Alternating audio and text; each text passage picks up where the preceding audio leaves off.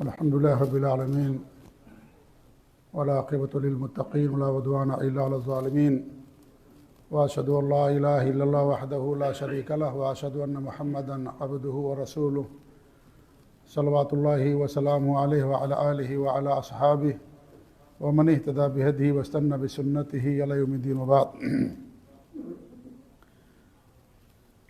آج ایک بہت ہی اہم مسئلہ اس کتاب کے اندر ہم پڑھیں گے، وہ حدیث پر ایمان لانے کے تعلق سے، اور مصنف نے بات بیان کی ہے کہ جس طریقے سے قرآن پر ایمان لانا ضروری ہے اسی طریقے سے حدیثوں پر بھی ایمان لانا ضروری ہے۔ دونوں پر ایمان لانے میں کوئی فرق نہیں ہے، کیونکہ دونوں اللہ رب العالمین کی طرف سے ہیں، دونوں وحی ہیں اور دونوں اللہ رب العالمین کی طرف سے منزل ہیں۔ مصنف نے یہ مسئلہ اس سے پہلے بھی بیان کیا تھا اور یہاں دوبارہ بیان کیا ہے، ان حدیثوں کو ذکر کرنے کے بعد جن حدیثوں میں اللہ رب العالمین کی صفات بیان کی گئی ہیں۔ 16 حدیثیں مصنف نے پیش کی ہیں جن میں اللہ رب العالمین کی مختلف صفات بیان کی گئی ہیں، اور ان حدیثوں کو رسول اللہ صلی اللہ علیہ وسلم عن ربہ فإن الفرقة الناجیہ اہل السنة والجماعہ یؤمنون بذلك كما يؤمنون بما اخبر اللہ به في کتابہ من غیر تحریف ولا تعطیل ومن غیر تکییف ولا تمثیل۔ اس کا مطلب یہ ہے کہ اس جیسی اور دیگر حدیثیں 16 حدیثیں مصنف نے بیان کی اس سے پہلے، جن حدیثوں میں اللہ رب العالمین کی مختلف صفات بیان کی گئی ہیں، تو فرماتے ہیں کہ اس جیسی دیگر حدیثیں جن میں اللہ کے رسول صلی اللہ علیہ وسلم نے اللہ کے بارے میں خبر دیا ہے، اللہ کے بارے میں بتایا ہے، اللہ کی صفات کا ذکر کیا ہے، اللہ کے بارے میں بتایا ہے، فإن الفرقة الناجیہ، تو ان حدیثوں کے بارے میں جو فرقہ ناجیہ ہے، یعنی وہ فرقہ جو نجات پانے والا ہے، جہنم سے نجات پانے والا ہے، وہ فرقہ جو اہل سنت اور جماعت ہیں۔ اہل سنت والجماعت یعنی سنت پر قائم رہنے والے اور حق پر قائم رہنے والے، صحابہ کی جماعت پر قائم رہنے والے۔ حق کو جماعت کہا جاتا ہے، انسان اگر اکیلے ہے تو بھی جماعت ہے اگر وہ حق پر ہے تو، جیسا کہ ابن مسعود فرماتے ہیں الجماعہ، محمد فرماتے ہیں اذا فسدت الجماعہ فعلیک بما كانت علیہ الجماعۃ قبل ان تفسد وان كنت وحدک فانک انت یومئذ الجماعہ۔ امام بہقی نے اس کو اپنی کتاب سنن کے اندر بیان کیا، فرماتے ہیں کہ جب جماعت فاسد ہو جائے، یعنی لوگ جب خراب ہو جائیں، تو تمہارے اوپر اس جماعت کو لازم پکڑنا ضروری ہے جو فساد ہونے سے پہلے کی جماعت ہے، یعنی صحابہ کی جماعت جو چلی آ رہی ہے۔ اور اگر تم اکیلے ہی رہو گے تو تم بھی اس وقت جماعت ہی مانے جاؤ گے۔ ان کم لوگ ایسے تھے علماء میں بھی جن کا یہ کہنا تھا کہ قرآن مخلوق نہیں ہے، انہی میں سے امام احمد بن حنبل رحمۃ اللہ علیہ تھے، جس کی بنا پر انہیں سزا دی گئی، جیل میں ڈالا گیا، کوڑے لگائے گئے، بہت تکلیف پہنچائی گئی۔ اور جو علماء اس کے خلاف کہتے تھے، قرآن کو مخلوق نہیں مانتے تھے، کتنے کو جماعت تھے، ان کے ماننے والے جماعت تھے۔ اگرچہ بڑی جماعت صحیح راستے سے بھٹک گئی تھی، زیادہ تر لوگوں کا عقیدہ گمراہی کا ہو گیا تھا، جو کہتے تھے قرآن مخلوق ہے، نعوذ باللہ، جبکہ قرآن اللہ تعالیٰ کا کلام ہے، مخلوق نہیں ہے، مخلوق ماننا یہ کفر ہے۔ ایسا آپ دیکھیے حضرت نوح علیہ السلام کے زمانے میں، نوح علیہ السلام کے زمانہ جن میں شرک پیدا ہوا، اللہ رب العالمین نوح علیہ السلام کو بھیجا، کتنے لوگ ایمان لائے تھے؟ عبداللہ بن عباس فرماتے کہ 80-82 لوگ ایمان لائے تھے۔ سلف صالحین کے فہم کے مطابق ہیں، صحابہ کی جماعت پر کاربند ہیں، سنت کی اتباع کرتے ہیں، شرک اور بدعت اور خرافات سے دور رہتے ہیں، آپ ہی جماعت ہیں، چاہے آپ اکیلے ہی کیوں نہ ہوں۔ کسی آپ علاقے میں اکیلے ہیں، ایسا ہوتا پورا علاقہ کفر و شرک سے بھرا ہوا ہے، چند لوگ ہیں جو حق پر ہیں، بدعت نہیں کرتے، شرک نہیں کرتے، جماعت جو سنت والے ہیں اور صحابہ کی جماعت پر چلنے والے ہیں۔ ہمارے ملک کے اہل سنت والجماعت والے نہیں، کیونکہ ہمارے سامنے ہمیشہ نئے نئے لوگ رہتے ہیں سننے والے، تو سن کر کے ہماری بات جائیں، کہیں کہ دیکھیے شیخ صاحب اہل سنت والجماعت کی بڑی تعریف کر رہے ہیں، تو جو ہمارے اہل سنت والجماعت ہیں صاحب حق پر ہیں، انہی کے راستوں کو چلنا ہے۔ انہی اگر کبھی میں تفصیل نہ کروں تو نہ سمجھیے گا کہ ہمارے یہاں کے لوگ مراد ہیں۔ اہل سنت والجماعت سے مراد وہ لوگ ہیں جو توحید پر قائم ہیں، نبی کی سنت پر قائم ہیں، خلفائے راشدین صحابہ کرام کی سنتوں پر قائم ہیں، ان کے راستے کو اپنانے والے، ان کے طور طریقے کو اپنانے والے، سلف صالحین کے جو راستے پر قائم ہیں وہ مراد ہیں۔ جی تو فرماتے ہیں کہ فرقہ ناجیہ اہل سنت والجماعت یؤمنون بذالک، ان تمام چیزوں پر ایمان رکھتے ہیں جو حدیثوں میں بیان کیا گیا نبی اللہ کے تعلق سے، تمام چیزوں پر ایمان لانے میں کوئی فرق نہیں ہے۔ قرآن سے جو بات ثابت ہو گئی، جیسے اس پر ایمان لانا، اس پر عمل کرنا ضروری ہے، حجت ہے، ایسے حدیث سے جو بات ثابت ہو گئی، حدیث صحیح ہو گئی اور وہ معنی اور مطلب، اس سے پہلے بھی شیخ ابن عثیمین رحمۃ اللہ علیہ کے قول میں پیش کر چکا ہوں، وہ فرماتے ہیں کہ قرآن کے تعلق سے صرف ایک چیز ضروری ہے، اور وہ یہ ہے کہ قرآن کا جو معنی بیان کیا جا رہا ہے وہ سلف صالحین کے فہم کے مطابق ہونا چاہیے۔ حدیث کے اندر دو چیزوں کی ضرورت ہے۔ پہلی چیز یہ ہے کہ حدیث صحیح ہونی چاہیے۔ ضعیف اگر حدیث ہے، منکر حدیث ہے، باطل ہے، تو اس سے کوئی عقیدہ، کوئی قول، کوئی مسئلہ ثابت نہیں ہوتا ہے، کیونکہ اس پر عمل نہیں کیا جائے گا۔ تو پہلی بنیادی بات یہ کہ حدیث صحیح ہونی چاہیے، قابل عمل، اور دوسری بات یہ کہ اس حدیث کا جو معنی ہو وہ سلف صالحین اکثر حصہ حدیثوں کے اندر ہے، قرآن میں نہیں ہے، حدیثوں کے اندر اکثر حصہ ہے شریعت کا، وہ قرآن کا بھی انکار کر دیتا ہے۔ اور یہ حدیثوں کے انکار کرنے کا جو چلن ہے یہ بہت پرانا ہے۔ سب سے پہلا فرقہ وہ خوارج ہے، جنہوں نے کچھ اصول بنائے، ان اصول کی بنا پر حدیثوں کا انکار کرنا شروع کر دیا۔ ایک اصول انہوں نے یہ بنایا، حدیث نہیں، وہ بھی نہیں مانتے ہیں۔ اس لیے آپ دیکھیں رافضی جو ہوتا ہے وہ پاؤں کو دھلتا ہے، یہ پاؤں پر مسح کرتا ہے، وہ پاؤں کو دھلتا نہیں ہے، پاؤں پر مسح کر پوچھ لیتا ہے پاؤں کو۔ تو ان کے یہاں بھی موزے پر مسح کرنا جائز نہیں ہے۔ کیوں نہیں جائز ہے؟ کہتے ہیں قرآن میں نہیں ہے۔ تو یہ اصول بنایا انہوں نے، قرآن میں نہیں ہے، نبی نے حدیثوں کے در بیان کیا، وہ بھی وحی کی ایک قسم ہے، دونوں وحی اللہ رب العالمین کی طرف سے ہیں۔ اس لیے حدیثوں کا انکار کرنا یہ بہت بڑی گمراہی والی بات ہے، بہت بڑی گمراہی ہے۔ تو خوارج سب سے پہلے انہوں نے اسے اصول بنائے، حدیثیں جن کے روایت کرنے والے ایک دو صحابہ ہیں، ان سے عقیدہ ثابت نہیں ہوگا، اس کے لیے متواتر حدیثیں ہونے چاہیے۔ یہ سب انہوں نے عقیدے بنا لیے، قانون بنایا، ضابطہ بنایا، تاکہ اس ضابطے کی آڑ میں شریعت کا انکار کر سکیں۔ قول کے خلاف ہے تو حدیث کو رد کر دیتے، نہیں مانتے حدیث کو، یہ بھی گمراہی ہے۔ اللہ کے رسول کی حدیث یہ حجت ہے، آپ سب کے امام ہیں، آپ جن کے امام مانتے ہیں ان کے بھی امام اللہ کے رسول صلی اللہ علیہ وسلم ہیں، اور آپ صلی اللہ علیہ وسلم تمام نبیوں کے امام ہیں۔ اس لیے حدیث کا انکار کرنا یہ بہت بڑی گمراہی ہے۔ اور قرآن کا انکار، اگر کوئی حدیثوں کا انکار کرتا ہے تو قرآن کا گویا کہ انکار کر دیتا ہے۔ قرآن میں 100 سے زیادہ آیتیں ہیں جن میں اللہ رب العالمین نے اپنے نبی کے اطاعت اور اتباع کرنے کا حکم دیا۔ بہت ساری آیتوں فرمایا کہ جس نے رسول کی اطاعت کی اس نے اللہ تعالیٰ کی اطاعت کی۔ وما آتاکم الرسول فخذوہ وما نہاکم عنہ فانتہوا، جو رسول نے لے لو، جس سے منع کریں اس سے رک جاؤ۔ رسول ہمیں سنت دیا، رسول ہمیں حدیثیں دی ہیں، تو جو کچھ ہمارے نبی نے دیا ہے، جنہیں اہل قرآن اپنے آپ کو کہتے ہیں اور کہتے ہیں کہ ہمارے لیے قرآن کافی، ہمیں حدیث کی ضرورت نہیں ہے، حدیثوں کا انکار کرتے ہیں، اور حدیثوں کا انکار ہی نہیں بلکہ قرآن کا بھی انکار کر دیتے ہیں لوگ۔ اسی لیے وہ لوگ حضرت آدم کا بھی انکار کرتے ہیں، کہتے ہیں حضرت آدم ایک کا انکار کر دیا، اللہ کے رسول کی رسالت کا انکار کر دیا۔ انہوں نے کہا کہ اللہ کے رسول کی حیثیت سے حاکم کی ہوتی ہے، کسی ملک کا کوئی حاکم ہے جب تک زندہ اس کی بات چلتی، مرنے کے بعد اس کی بات نہیں چلتی۔ ایسے اللہ کے رسول جب تک زندہ تھے ان کی بات چلی، مرنے کے بعد، وفات کے بعد ان کی بات ختم ہو گئی، نعوذ باللہ من ذالک۔ اس لیے تمام علماء نے ایسی جماعت پر کفر کا فتویٰ لگایا۔ ان کا ایک ہی عقیدہ کافر ہونے کے لیے کافی ہے ان کے لیے۔ شیخ ابن باز رحمۃ اللہ سے پوچھا گیا اس شخص کے بارے میں، کہا کہ ملحد آدمی ہے یہ، جس کا یہ عقیدہ ہے، یہ ملحد ہے، یہ قرآن و سنت، اور انہوں نے اس طریقے کے عقیدے گڑھے، اور ان کا پیپر بھی نکلتا طلوع اسلام کے نام سے۔ غلام احمد پرویز، محمد رمضان مستری تھا وہ، ٹھیک ہے، مستری سمجھتے نا؟ نہیں سمجھتے مستری؟ ارے جو بلڈنگ بناتا بھائی، ہاں گھر بنانے والا، کیا بولتے اس کو؟ میسن مستری تھا، جیسے آج پلمبر نہیں ہے انجینئر مرزا، ایسے مستری تھا وہ محمد رمضان مستری۔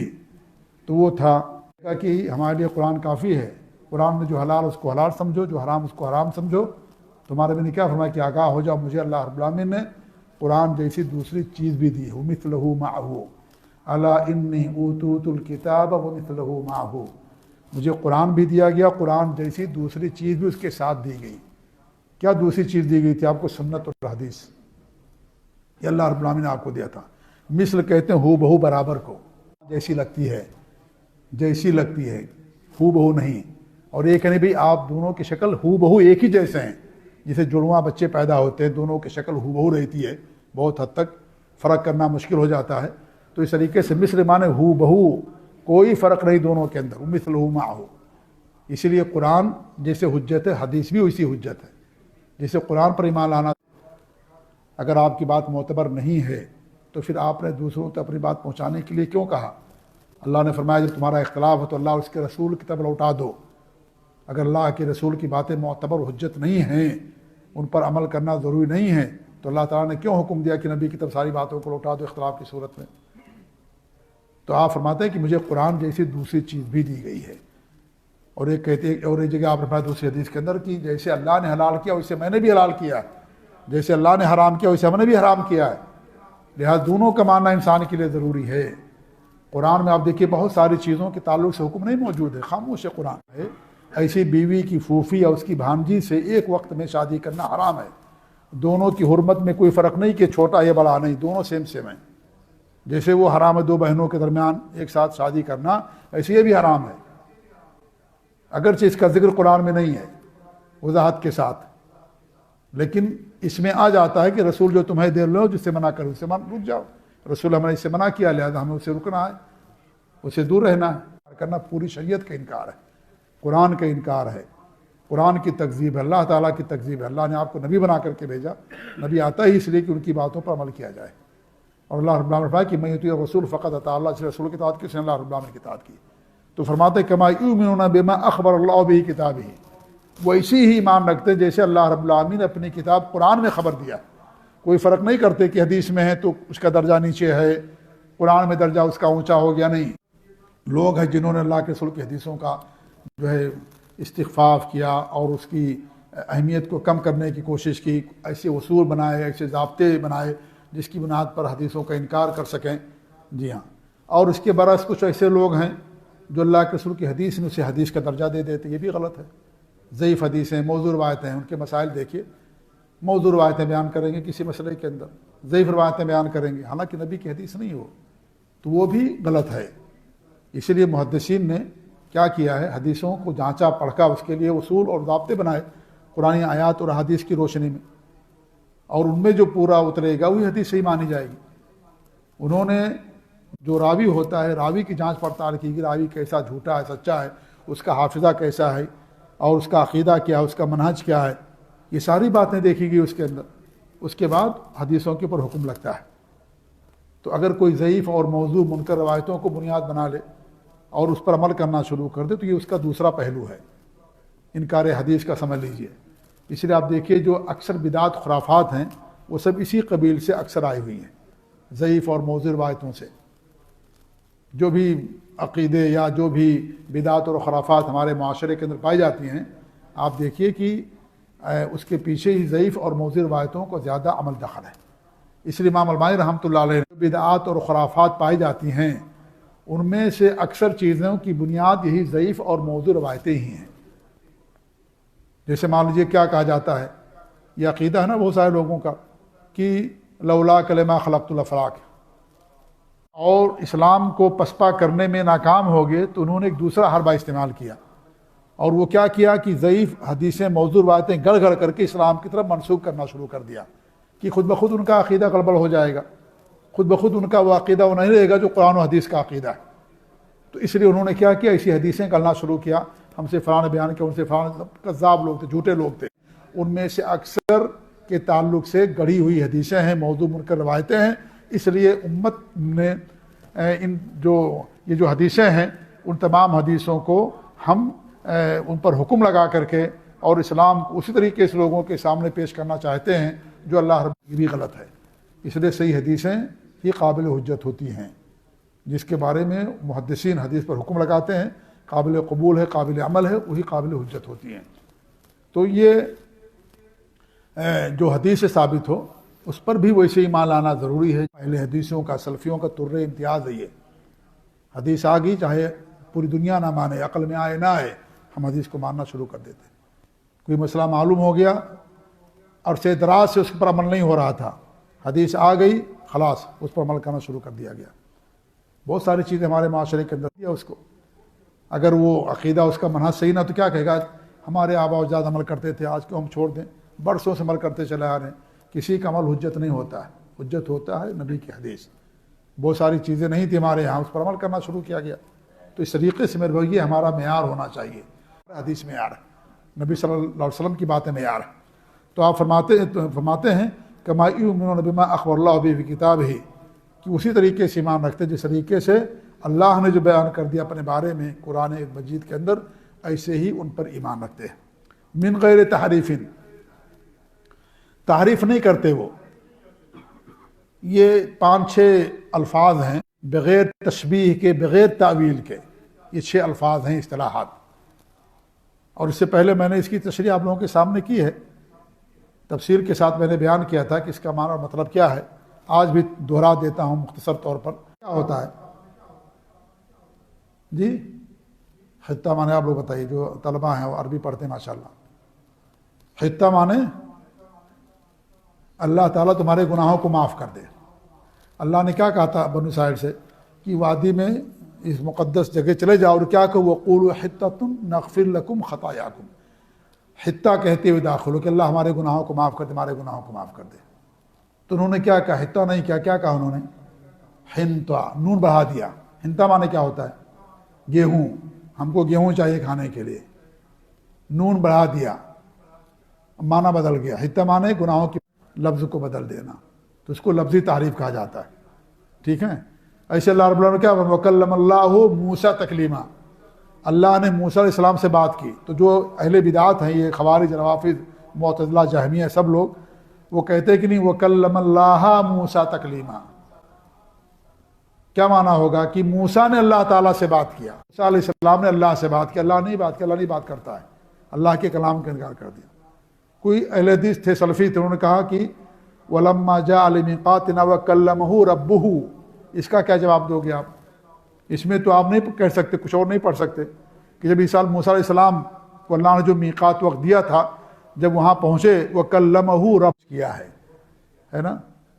حدیث جو آتی ہے کہ اللہ کے رسول صلی اللہ علیہ وسلم نے 20 رات کے لیے تراویح پڑھائی تھی، تو انہوں نے کیا کیا؟ اس کے اندر تحریف کر دیا لفظی، اور کیا کیا؟ 20 رکعہ کر دیا کہ 20 رکعت پڑھائے تھے، لیلہ کے بجائے رکعہ لکھ دیا، مصنف ابن شیبہ کی حدیث کے اندر۔ اور ہندوستان ایک محدث گزرے ہیں، حبیب الرحمن اعظمی صاحب تھے، وہ حنفی تھے، تو اس طرح کی حرکتیں بہت کرتے تھے وہ۔ تو انہوں نے جب اس کتاب کی تحقیق کی تو 20 رکعہ، 20 لیلہ کا جو لفظ ہے نا کہ 20 رات کے لیے، ہمارے نبی نے کیا کیا تھا، کیونکہ یہ بہت بڑی جرات کی بات ہوتی ہے اور یہ بھانڈا پھوٹ جاتا ہے بعد میں، پرانے نسخے بنا لیجئے، پرانی کتابیں بنا لیجئے تو اس میں پتہ چل جاتا ہے، اس لیے بھانڈا پھوٹ جاتا ہے 2-4 سالوں یا چند سالوں کے بعد۔ تو ان کے ساتھ بھی یہی ہوا، بڑی فضیلت ہوئی ان کی ہوئی کہ بھائی 20 لیلہ کا لفظ ہے، آپ نے 20 رکعہ بنا دیا اس کو۔ جی ہاں، تو بہت ساری اس کی مثال ہے، جیسے اللہ تعالیٰ کے لیے وجہ ہے نا، اللہ کے لیے وجہ معنی کیا ہوتا ہے؟ چہرہ ہوتا ہے۔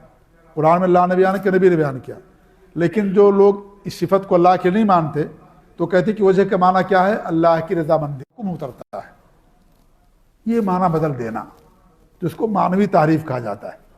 بھئی جیسے قرآن و حدیث کے اندر بیان کیا گیا، صحابہ نے سمجھا، ہم کو بس کے سمجھنا ہے۔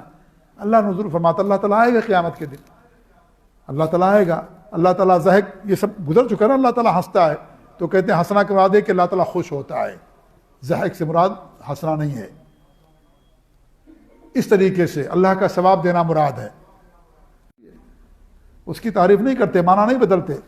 ولا تعطیل، اور نہ ہی انکار کرتے، تعطیل معنی ہوتے انکار کرنا۔ اب 3 طرح کا انکار ہے امت کے اندر، ایک تو کلی انکار، کلی انکار کہ اللہ کے تمام نام کا، تمام صفات کا انکار کر دیا، جہمیہ تھے، جہمیہ اللہ کے تمام نام و صفات کا انکار کر دیا۔ جہمیہ آج ہیں کہ نہیں ہیں؟ ہیں جہمیہ، اس نام سے نہیں ہیں، خوارج اور معتزلیہ ہیں روافض۔ عقیدے کے باب میں جتنے بھی خارجی اور رافضی ہیں شیعہ وغیرہ سب کے سب جہمی اور معتزلی ہیں، سب مانتے لوگ خوارج اور روافض۔ ان کا نام مر گیا لیکن ان کے عقیدے نہیں مرے ہیں، ان کے سارے عقیدے ان کے یہاں پائے جاتے ہیں، سارے عقیدے جو بھی عقیدہ تھا ان کا خوارج اور معتزلہ کا، سارے عقیدے یہ کیا نام ہے جہمیہ کے سارے عقیدے ان کے اندر پائے جاتے ہیں۔ اس لیے خوارج کہتے ہیں قرآن مخلوق ہے، خوارج کے یہاں قرآن مخلوق ہے۔ شیعہ کے یہاں بھی اگرچہ صراحت کے ساتھ نہیں کہتے لیکن کہتے ہیں قرآن حادث ہے۔ حادث مطلب ہوتا ہے جو مخلوق ہی کے معنی میں ہوتا ہے وہ، جی ہاں۔ تو اس تو تعطیل معنی ہوتا ہے انکار۔ جہمیہ اور معتزلہ دو فرقے تھے جنہوں نے اللہ کے تمام نام کا، جہمیہ نے اللہ کے تمام نام اور صفات کا سب کا انکار کر دیا۔ معتزلہ تھے اللہ کے نام کو تو مانا لیکن تمام صفات کا انکار کر دیا، یہ بھی کلی انکار ہے، تمام صفات کا، اللہ کی کوئی صفت نہیں ہے۔ یہ کون لوگ تھے؟ معتزلہ۔ معتزلہ جو عقل میں آئے مانیں گے، جو عقل میں نہیں آئے گا اس کو نہیں مانیں گے، ٹھیک ہے۔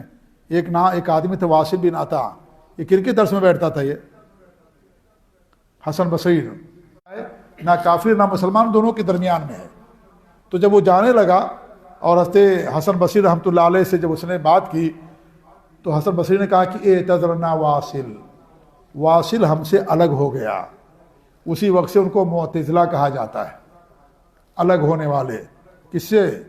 صحابہ کی جماعت سے الگ ہونے والے، سلف صالحین کے راستے سے الگ ہونے والے، تابعین کے راستے کو چھوڑ دینے والا، تو ایسے لوگوں کو معتزلہ کہا جاتا ہے۔ شاعرہ اور ماتریدیہ ہمارے ملک کے جو حناف ہیں، شافعی ہیں یا اس طریقے سے مالکی ہیں، سب شاعرہ ماتریدی ہیں سوائے حنابلہ کے، جو امام احمد بن حنبل کے پیروکار ہیں، سب کے سب سلفی عقیدے کے اندر۔ لیکن ان کے باقی جو تین امام ہیں ان کے معنی والے سب کے سب عشری اور ماتریدی ہیں، سب کے سب۔ وجہ کا معنی ہے خوشنودی اللہ تعالیٰ کی، اللہ کے لیے ہاتھ نہیں مانتے، اللہ کے لیے آنکھ نہیں مانتے، آنکھ مطلب اللہ نگرانی کرتا ہے، یہ معنی ہے، اللہ کے لیے آنکھ نہیں مانتے لوگ۔ تو اللہ تعالیٰ کی ان صفات کی غلط تعویل کرتے ہیں، غلط معنی بیان کرتے ہیں۔ ان کے ہاں صرف 7 صفات ہیں، کن کے ہاں؟ اشاعرہ کے ہاں۔ ایک ہے علم ہے، قدرت ہے، حیات ہے، سمع ہے، بصر ہے، ارادہ اور کلام ہے۔ اور ماتریدیہ کے ہیں یہ 7 ہیں، باقی ایک اور ہے تکوین۔ تکوین معنی کائنات کو وہ اللہ کے لیے صفات کو مانتے ہیں لیکن معنی نہیں مانتے، کہتے ہیں اللہ تعالیٰ کی صفات ان کا کوئی معنی نہیں ہے۔ اللہ رحیم ہے، کیا مطلب بھائی؟ نہیں، اس کا کوئی معنی ہے۔ اللہ رحمت کرتا ہے، کیا رحمت کا معنی؟ نہیں، اس کا کوئی معنی نہیں ہے۔ اللہ کی تمام صفات کے معنی کی تفویض کرتے ہیں اللہ رب العالمین کی طرف۔ یہ بہت بدترین فرقہ ہے، یہ اللہ کے صفات معنی نہیں معلوم ہم کو، یہ کہتے ہیں وہ لوگ۔ صفات کا جو معنی ہے، نام کا جو معنی اللہ کی طرف منسوب کر دیتے ہیں، کہتے ہیں کہ اس کا معنی اللہ تعالیٰ جاننے والا، ہم نہیں جانتے۔ یہ تو امام ابن تیمیہ فرماتے ہیں، امام احمد بن حنبل، یہ تو جہمیہ سے بدترین لوگ ہیں، یہ جو اللہ کے نام و صفات کا انکار کرتے اس سے برے لوگ ہیں یہ۔ اس سے پورا دین برباد ہو جائے گا کہ اللہ تعالیٰ کے کلام تفویض کرنے والے۔ جی ہاں، ہم لوگ جو سلف صالحین کے عقیدے پر ہیں، اللہ کے نام و صفات کو مانتے ہیں، اس کے معانی کو بھی مانتے ہیں کہ اس کے معانی ہیں۔ اللہ نے بھیجا عمل کرنے کے لیے قرآن، اللہ کے نام اس لیے ہیں، اس کے معنی ہے کہ اس کے مطابق انسان اللہ کو پکارے، اللہ کو انسان پکارے، جیسا گناہ کرتا ہے اس کے مطابق، جو اس کی ضرورت ہے اس کے مطابق اللہ کو پکارے۔ اس لیے اللہ رب العالمین کے نام و صفات کے معانی ہیں۔ اگر کوئی کہتا معنی نہیں ہے تو نہ سمجھیے کہ وہ سلف صالحین کے منہج پر ہے، وہ کہتا ہے کہ اللہ کے تمام ناموں کو مانتے، تمام صفات کو مانتے، لیکن ہم معانی کو نہیں مانتے۔ یہ بہت برے لوگ ہیں، یہ سلف صالحین کا منہج نہیں ہے۔ کتابوں کے اندر پڑھیں گے کہیں کہیں کہ جو ہے یہ سلف صالحین کی طرف کچھ لوگوں نے منسوب کر دیا، یہ منسوب غلط کرنا ہے، یہ سلف صالحین کا مسلک نہیں ہے۔ سلف صالحین کا مسلک یہ ہے کہ معنی کو سمجھتے ہیں۔ تو تعطیل ایک یہ بھی تعطیل ہے کہ اللہ کے نام و صفات کا ماننا ہے لیکن ہمیں نہیں معلوم ہے۔ حضرت امام مالک نے کیا فرمایا تھا، ان کے شیخ ربیعہ نے، اور اس سے پہلے ام سلمہ نے، الاستواء معلوم والکیف مجہول والایمان بہ واجب۔ استوا معلوم ہے، استوا کا معنی جانتے ہیں ہم۔ اس سے پہلے کیا کہا انہوں نے کہ ہمیں معنی نہیں معلوم، مفوضہ جو کہے تفویض کرنے والے، تو ہم نے کیا کہا کہ باطل ہے یہ۔ امام مالک کیا فرماتے ہیں کہ اس سوال کا بھائی کیفیت کیوں نہیں بیان کرتے آپ، تو کیا کہیں گے آپ؟ اس لیے کہ قرآن و حدیث میں کیفیت نہیں بیان کی گئی، صحابہ نے نہیں پوچھا، سلف صالح نے نہیں پوچھا، نہ بیان کیا گیا، نہیں بیان کیا کہ کیفیت اللہ کے ہاتھ کی کیفیت، اللہ تعالیٰ کے چہرے کی کیفیت، اللہ تعالیٰ کے دونوں قدم کی کیفیت، اللہ تعالیٰ کی آنکھوں کی کیفیت نہیں بیان کی گئی، اللہ کے نزول کی کیفیت نہیں بیان کی گئی، صرف نہیں بیان کریں گے بھائی، جتنا ہے اتنا ہی چلیں گے ہم، بس اس سے نہ زیادہ نہ اس سے کم، وہی ہمارا تو امتیاز ہے، اسی میں ہم رہتے ہیں، آگے پیچھے نہیں بھاگتے بدر دائیں بائیں، جتنا ہے اسی پر، تو نہیں کیفیت بیان کی گئی، ہم کیفیت نہیں بیان کرتے، لہذا اگر کیفیت بیان کرے تو غلط ہے، حرام ہے، تو من غیر تکیف ان کیفیت نہیں بیان کی جائے گی، ولا تمثیل، اور نہ ہی اس کی مماثلت بیان کی جائے گی۔ تمثیل معنی کیا ہوتا ہے؟ ہو بہو برابر بیان کرنا، جیسے آپ کہیں نعوذ باللہ کوئی کہے کہ اللہ تعالیٰ کا چہرہ ہو بہو ہمارے چہرے کی طریقے سے ہے، اس کو کرتے ہیں، اگر کوئی ہماری طرف منسوب کرتا ہے تو وہ ہمارے اوپر الزام لگانے والا ہے، وہ دجال ہے، وہ بہت سارے لوگ ہمارے ملک کے ہیں، ہم لوگوں کو کہتے ہیں کہ لوگ اللہ تعالیٰ کے نام و صفات کی کیفیت اور مشابہت بیان کرتے ہیں، مماثلت کرتے ہیں، ان پر ایمان لانے کی وجہ سے بھی اگر ہم بیان کرتے ہیں اس کا مطلب یہ ہے کہ نبی بھی بیان کرنے والے ہو گئے، اگر ایمان لانے کا مطلب یہ کہ اللہ کے لیے ہاتھ ہیں، اللہ کے لیے چہرہ، ہم کیفیت نہیں بیان کرتے اور نہ ہی اس کی مخلوق سے مماثلت دیتے ہیں، یہ حرام ایسا کرنا۔ تو تمثیل معنی ہو بہو، یہ 4 الفاظ مصنف یہاں بیان کیے ہیں، اس سے پہلے شاید 6 الفاظ بیان کیے تھے، باقی 2 الفاظ کیا ہیں؟ تشبیہ اور تمثیل میں تھوڑا سا فرق ہے، تشبیہ معنی ہوتے مشابہت، اور تمثیل معنی ہو بہو بعینہ، ذرہ برابر فرق نہ ہو، تو تشبیہ معنی یعنی اللہ کا چہرہ مخلوق جیسا، کہ چہرے جیسا ہے، یہ معنی ہو گیا تشبیہ، یہ بھی باطل ہے، کبھی تشبیہ کہہ کر کے تمثیل مراد لیا جاتا ہے، کبھی تمثیل کے اندر تشبیہ بھی آ جاتی ہے، اسی لیے جن لوگوں نے تشبیہ نہیں بیان کیا یہ بھی کیا ہے، یہ بھی حرام ہے، کوئی مشابہت نہیں دیتے ہیں، مشابہت پیش کرنا حرام ہے، کیونکہ اللہ کسی نے نہیں دیکھا ہے، اللہ نے بیان کی اپنے صفات کی مشابہت کسی کے سے، نعوذ باللہ، لیس کمثلہ شیء، اللہ جیسی کوئی ذات نہیں، وہ اللہ کی ذات نام و صفات میں بھی سب سے الگ ہے، یکتا ہے، ولا تعویل، اور نہ ہی غلط تعویل کرتے ہیں۔ تعویل 2 طرح کی ہوتی ہے، ایک تعویل محمود، اچھی تعویل، لا یعلم تعویلہ الا اللہ، اللہ تعالیٰ ان کی تعویل جانتا ہے، ٹھیک ہے، تو ایک تعویل ہوتی ہے اچھی، اسی لیے امام ابن جریر طبری رحمۃ اللہ علیہ نے جو تفسیر لکھی ہے، کیا نام رکھا کتاب کا؟ تعویل القرآن نام رکھا ہے، حسنہ و زیادہ، یہاں زیادہ کا کیا تعویل کی گئی ہے؟ اللہ کا دیدار، جنت نہیں جی، جنت حسنہ ہے، زیادہ اللہ تعالیٰ کا دیدار قیامت کے دن، ہمارے نبی نے زیادہ کا جو لفظ ہے اس کی تعویل کی، اس کا کیا معنی بیان کیا؟ اللہ تعالیٰ کا دیدار قیامت کے دن، ٹھیک ہے، تو ایسے ہی اچھی تعویل، صحیح معنی بیان کرنا، اس کا ہاتھ ہے تو کہیں ادھر سے مراد اللہ تعالیٰ کی قدرت مراد ہے، اللہ کی نعمت مراد ہے، یہ مراد ہے، کیا اللہ تعالیٰ کی ادھر معنی کیا ہوتے ہیں؟ ہاں، ادھر معنی کیا ہوتے ہیں؟ 2 ہاتھ، تو اللہ تعالیٰ کی 2 نعمت ہے، ایک انسان کے اندر 3 نعمت ہے، ایک انسان گن ہی نہیں سکتا ہے، تو آپ کیسے کہتے ہیں کہ یہاں پر نعمت مراد ہے؟ بھائی یہ اللہ تعالیٰ کی 2 ہی قدرت ہے، نعوذ باللہ، اللہ تعالیٰ ہر چیز پر قادر ہے۔ آپ دیکھیے کہ جب انسان صحیح راستے کو چھوڑ دیتا ہے اس کی عقل بھی مر جاتی ہے، وہ نہیں سمجھتا کہ میں کیا کہہ رہا ہوں، یدین کا معنی کہہ رہا ہے کہ جو ہے نعمت مراد ہے، یدین معنی 2 ہاتھ ہوتے ہیں، تو اللہ تعالیٰ کے کیا 2 ہی نعمت ہے؟ نعوذ باللہ، اللہ تعالیٰ کی یا قدرت مراد لیتے ہیں، اللہ تعالیٰ کی 2 ہی قدرت ہے، اللہ تعالیٰ تو ہر چیز پر قادر ہے، اللہ کی بے شمار نعمت، وَإِن تَعُدُّوا نِعْمَتَ اللَّهِ لَا تُحْصُوهَا، اگر تم اللہ کی نعمتوں کو شمار کرو تو نہیں گن سکتے۔ تو جب انسان سلف صالحین کے راستے کو چھوڑ دیتا ہے تو اس کی عقل بھی مار دی جاتی ہے، وہ نہیں سمجھتا ہے کہ ہماری بات کہاں تک پہنچ رہی ہے، روشنی چھین لی جاتی ہے اس سے، اور پھر وہ صحیح راستے کی طرف رہنمائی اس کی نہیں ہو پاتی ہے۔ اس لیے جب بھی وہ کوئی بات کہتا ہے تو قرآن و حدیث کے خلاف ہی کہتا ہے، وہ معمولی سی بات ہے یہ، لیکن پھر بھی یہ بات ان کو سمجھ میں نہیں آئی کہ ہم اگر کہیں گے اللہ کے 2 بات کو کہ ان کے فہم کے الٹ قرآن کی یا حدیث کی تعویل کیجیے، معنی بیان کیا جائے، اور اہل بدعت کا یہی سب سے بڑا ہتھیار ہے۔ اہل بدعت ہر زمانے میں تعویل کر کے، غلط تعویل کر کے اپنے لوگوں کو باقاعدہ جو ہے یہ باور کراتے ہیں کہ ہم ہی صحیح راستے پر، اس کا غلط معنی بیان کر دیتے ہیں، بیچارے لوگوں کو عربی تو آتی نہیں، حدیث آتی نہیں ہے، نہیں سمجھ میں آتا، اس کی غلط تعویل کریں گے۔ تو ہر زمانے میں جو اہل بدعت ہیں، خوارج، روافض اور صوفیہ، معتزلہ، اشاعرہ، ماتریدی، جو بھی لوگ ہیں جو سلف صالحین کے راستے پر نہیں ہیں، ان کا ایک ہی ہے کہ قرآن آیات اور حدیث کی غلط تعبیر، غلط معنی بیان کر، اس کا معنی یہ مراد ہے بس، تو یہ غلط تعبیر کیا آتی ہے۔ تو یہ اہل سنت والجماعت سلف صالحین کی روش یہ نہیں ہے. وہ کیا کرتے ہیں؟